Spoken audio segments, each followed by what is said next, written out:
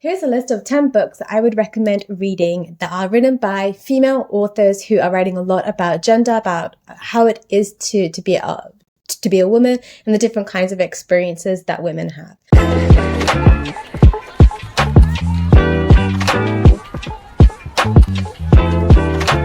So the first one that I've got is The Color Purple by Alice Walker. This one is set in the USA between the wars, and it's about a young girl who's from quite an impoverished background, and then her gendered expectations of life, and then how she finds a way to resist within that. So yeah, it's about gender, race, and sexuality as well. It's a really interesting, a really lovely read. This is a really old copy, but yeah, I would really recommend that. The next one on my list is The Bloody Chamber by Angela Carter. This is a really, really interesting retake of old traditional fairy tales, and other stories that are mostly written by men. And what she's done is she's rewritten them, but from a feminist perspective, from like the perspective of the woman.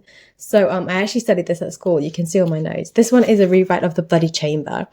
And it's really, she's like rewriting these traditional Gothic fairy tales in such a interesting and wonderful way. I do really recommend reading this as well if you quite like fairy tales and a little bit more of like a Gothic alternative approach. Next one on my list is called 13 Ways of Looking at a Fat Girl, and it's a really interesting book that talks to us about our relationship with food and our relationship with ourselves. And it made me think much more about like eating, and much more about how I see other women and how other women see me, and this kind of prickly relationship that women can have with one another sometimes. She's kind of been compared a little bit to Margaret Atwood, which I personally don't really agree with. I think that she's a good author, in and of herself. The next one is Gone Girl. You've probably seen the film, or certainly will have heard of the film, but I think that the book is really, really good because it really allows us to get into the mind of the protagonist and to understand what she was thinking and how she was feeling and the kinds of experiences that she was having and what she was going through.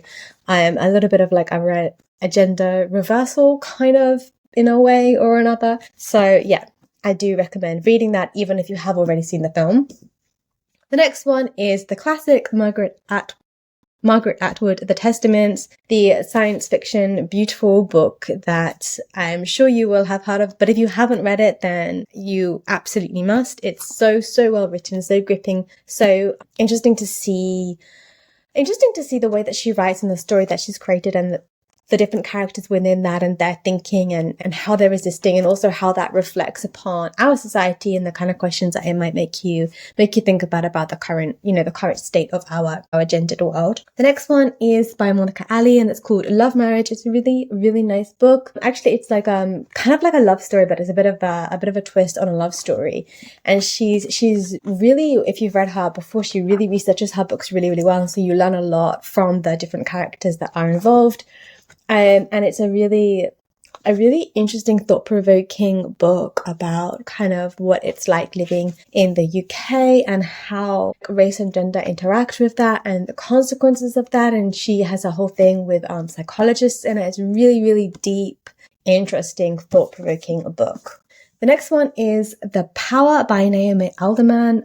This is another science fiction book in which the women is kind of like inverse. And so the women have the place of the men, as in the women have become physically stronger. They have this like electric energy, and what is the consequences of that on our world order. And it's really interesting how she's kind of inversed it, and then she plays with it and what the consequences are of that. So a really interesting, and it's a really, really easy to read, really, really well-written book, so I do recommend. The next one is called 10 Minutes and 38 Seconds in This Strange World, and it's by a Turkish author. It's a really interesting book. Like, I haven't read anything like this before. It's like, I think it's very different.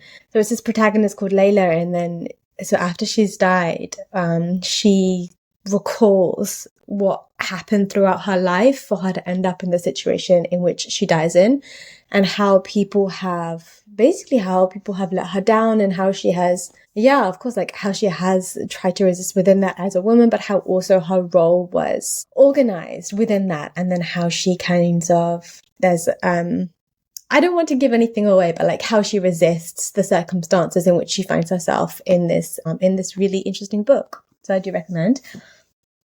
The next one I've got is The First Woman. This is such a beautiful book. I picked it up from the library because I saw that it was really big, and I was like, do you know what? That's what I need. Something really nice to read before you go to bed so that you're not scrolling on social media. And it's such a beautiful story. You just can't wait to jump back in and see what's going to happen to her. So it's about this young girl who's growing up in Uganda. And it's so interesting to see the structure of the family life. And then also we see a little bit about the political problems that were happening in Uganda at that time, but from a different kind of a perspective, I think. And so how she's like gaining education, and it's about feminism and the role of women. And yeah, it's really, again, like nuanced and deep and very, very interesting. The next one that I've got here is called The List. I really recommend reading this. It deals with such interesting themes. So it deals with themes of abuse. It deals with themes of resistance, of feminism, of social media. It deals with the relationship between people of color in, present day English society, in the present day UK society. It's very, very precise, very cutting. And I think that I'm very much interested in it because how it talks about gender and how it talks about gender in such a nuanced way as well. Basically what happens in it is that the protagonist, she's about to get married, and then her husband's name comes up on a list, and she's like this feminist journalist, and he is being accused of being abusive. And then everything spirals because they're about to get married, and it's just, very, very deep, and it provokes a lot of really interesting questions. So I would really recommend picking that one up if you have not already done so.